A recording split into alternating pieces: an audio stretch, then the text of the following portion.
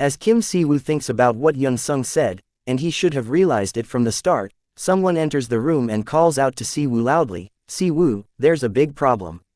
Yun-sung got into a fight with Shin Young-min. I heard it from a senior."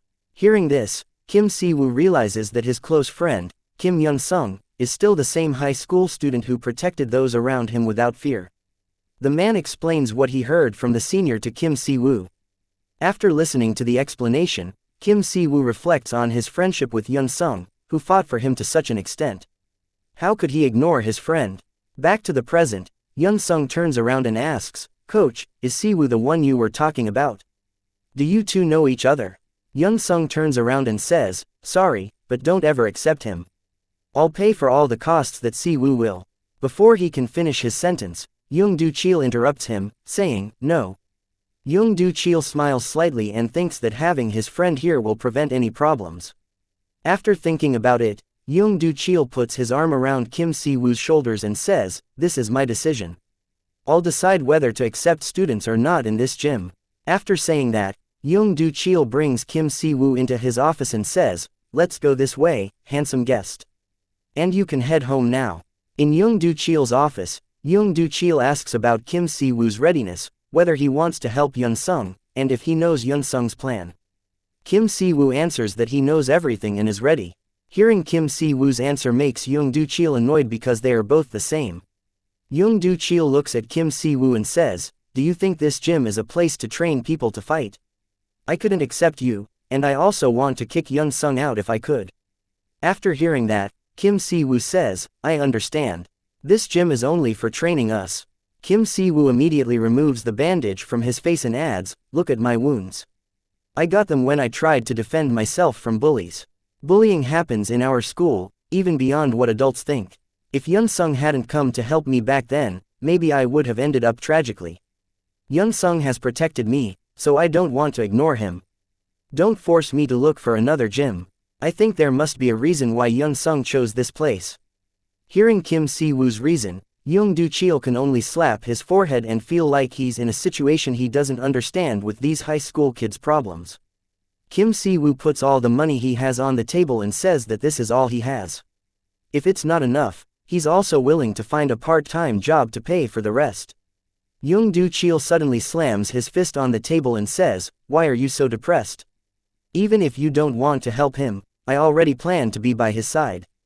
In a situation like this, where even a close friend is being bullied, is it right to teach them how to fight, and is it wrong to tell them to use violence to bully others?" Young Do-chil sighs and says, "I give up. Come to the gym ring tomorrow. But if you can't follow all the training, I'll consider you a failure." Kim Si-woo smiles happily and says, "Okay." Deep in Young Do-chil's mind, he thinks that he's only teaching them self-defense to protect themselves from bullying. After that, Kim Si-woo exits Young Do-chil's office, and Yun-sung throws a pair of gloves at Kim Si-woo, who catches them. Yun-sung says, "It seems like the coach has accepted you, but I haven't." They both enter the ring and get ready to fight. Yun-sung, who is getting ready, says, "Prove yourself. Prove that you can fight back, even if you're thrown into the depths of hell. Let's see how long we can hold on with that cute friendship excuse. You know that my plan isn't good for our future, right?" Kim Si-woo doesn't answer and just focuses on putting on his gloves to fight against Yun-sung, who wants to test his determination. Yun-sung gets into a fighting stance and says, "What will you get from getting involved in this chaos? Friendship. You might die after fighting day after day, and you could even end up in prison." They exchange a pre-fight handshake, and Kim Si-woo says, "I know all that. That's why I want us to do this together. 2 is better than 1. Yun-sung says, "You damn idiot. I'll warn you, from now on, don't think of me as your friend for a second." After saying that, Yun-sung charges at Kim Si-woo, wanting to beat him up badly in this sparring match to end their friendship in the octagon. However, before Yun-sung can approach Kim Si-woo kicks Yun-sung's face with his right foot and says, "You must have forgotten that I used to be an athlete." But Yun-sung blocks the kick. Yun-sung looks at Kim Si-woo and says, "Okay, let's start." Their fight is very intense. Punch after punch is thrown by Yun-sung, but Kim Si-woo blocks them, and kick after kick is launched by Kim Si-woo, but Yun-sung blocks them. During their fight, Kim Si-woo says that if it was one-on-one back then, he wouldn't have lost to Park Jin-woo, and he had beaten him before. Kim Young-sung realizes that Kim Si-woo is a good athlete. When Kim Si-woo was still an active athlete, he was known as the special master, and could win as many gold medals as he wanted. Unfortunately, in one of his matches, he fought against the son of the head of the Taekwondo Association, and the referee was very unfair, favoring the son of the head of the Taekwondo Association, which resulted in Kim Si-woo's loss. After that incident, he stopped being an athlete, but his strength hasn't diminished. In the middle of their fight, Young-sung manages to knock Kim Si-woo down and says coldly, "Do you know that in MMA, there's a technique called kick-catch, and you can hit your opponent on the ground?" After saying that, Young-sung immediately beats up Kim Si-woo, saying, "Accept your defeat." Memories of their childhood flash through Kim Si-woo's mind, making him stick to his decision to help his close friend Young-sung, even though Young-sung keeps hitting him in the face. "Come on, beg me to stop," Young-sung says while continuing to punch Kim Si-woo's face. But instead of begging, Kim Si-woo smiles with his face battered from the punches. Seeing Kim Si-woo's smile touches Young-sung's heart, and he immediately sits next to Kim Si-woo, covering his face with his hands, holding back his sadness. Young-sung says, "You idiot, why are you doing this? You've done a lot for our friendship." Kim Si-woo says, "I just can't forget the memories of when I was bullied every day. I couldn't do anything, not even tell my grandparents who took care of me after my parents died. But then you appeared. Maybe it wasn't a big deal to you, but I can't forget it. Quitting Taekwondo and becoming friends with you was my decision. This is my life, so all of this is my decision." Soon after, Young Do-chil enters the ring and says, "You two, stop fighting and follow me for training. I'll bet my life on making you both reach the top of the UFL stage." Young Do-chil thinks that they both are very good at fighting and wonders why they got bullied. Even without training, they can fight with several people. In the past, when he was still an active UFL fighter, Young Do-chil had often met strong fighters, but he had never met anyone with kicks as strong as Kim Si-woo's, who is still young. On the other hand, Young-sung is a fighter with a steel mentality, who dares to take risks by seizing opportunities, no matter how small, and is able to find gaps in his opponent's defense. If Kim Si-woo has the natural talent to succeed in professional fighting, then Kim Young-sung has the potential to be the best. After thinking about it, Young Do-chil says, "I want to offer you something. Your skills are great, and it would be a waste not to utilize them. Quit school and become a professional fighter. Focus on that. I may be banned from UFL fights, but I know some athletes who can help you later." Young-sung says, "Sorry, coach. I'm not interested in fighting.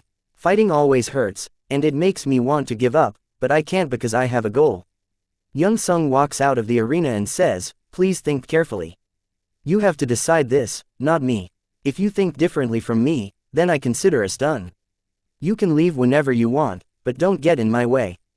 Outside the gym, Young-sung says, "Think carefully, won't you regret doing this with me?" Kim Si-woo says, "No, I won't." Young-sung continues, "All right, I won't stop you anymore, but you have to agree to 2 conditions." Kim Si-woo asks, "What are the conditions?" Young-sung says, "First, you have to train with me from now on. If you fall behind, I'll ignore you. Second, you have to overcome the problems you can face. If the problem is beyond your ability, then run away." Kim Si-woo asks, "Is that all?" Young-sung looks at Kim Si-woo and says, "Why? Can't you?" Kim Si-woo immediately answers, "It's not like that."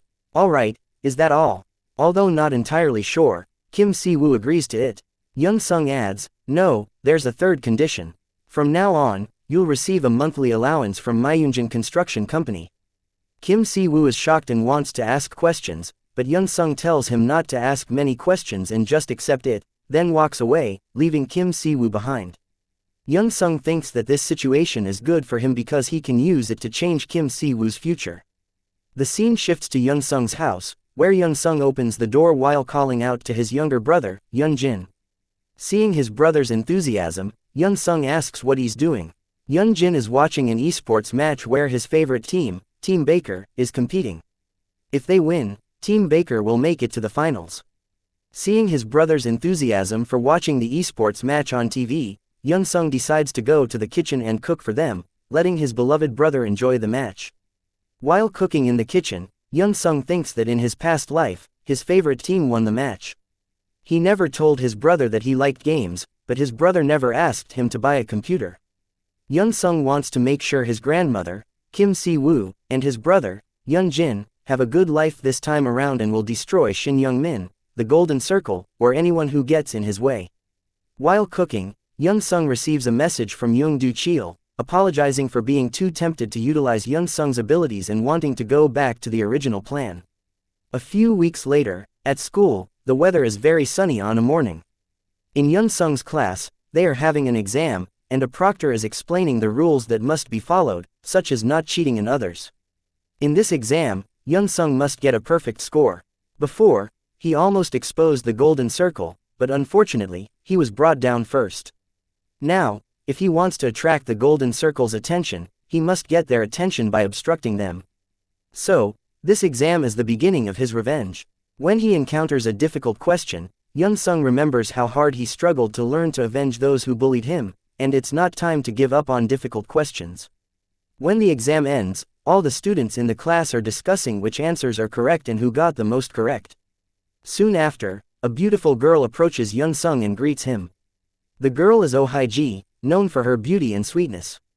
In Young Sung's past life, she confessed to him, asking him to be her boyfriend, but Young Sung rejected her.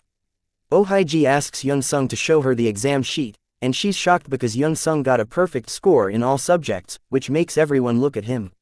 The next day, Young Sung is on the school roof with Teacher Kim. Teacher Kim says, "All right, the smartest student in school, what do you want to say? Say whatever you want, and I'll prepare it immediately." Young Sung immediately asks if his teacher knows any information about the Golden Circle. Teacher Kim says, "All right, I'll explain about the Golden Circle, so listen carefully.